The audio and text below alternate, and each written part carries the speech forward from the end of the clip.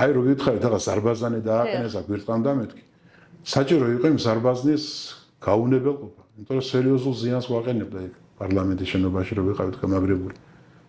და ლოთიქობალია წავიდა ასე ცხელიმაზე, უნდა დაეგეგმა, აი შენი მარჯვენა და მე მარცხნიდან შენ იქიდან ვიღაცას. ის პირდაპირ წავიდა, ეკვეთა ამ იმას და გაყვა დაცვა და რამდენიმე გვარდიელი.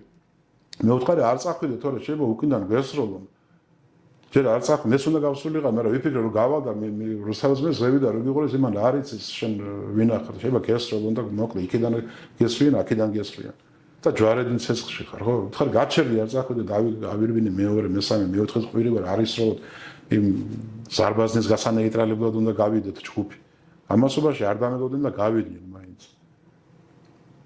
და იქ დაიჭრა ქობალია. რამდენიმე ტყია მოხდა აქ ფეხებზე, ხელზე და ბრონეჟილეტი, ჯავშანჟილეტი ჰქონდა და იმან გადაარჩინა ყოველთვის, მაგრამ ძალიან მძიმე დაიჭრა. მისი დაცვის უფროსი მოკვდა. მამუკა ბაღდავაძე კადრის ოფიცერი იყო. 22 წლის იყო და იყო საბჭოთა კავშირის შეერაღებულ ძალებში იყო ბატალიონის მეთაურის მოვალეობის შემსრულებელი. აი ახალგაზრდა ბიჭი საბჭოთა არმიის ბატალიონის ისა ამ ასაკში ფაქტიურად არ არსებობს.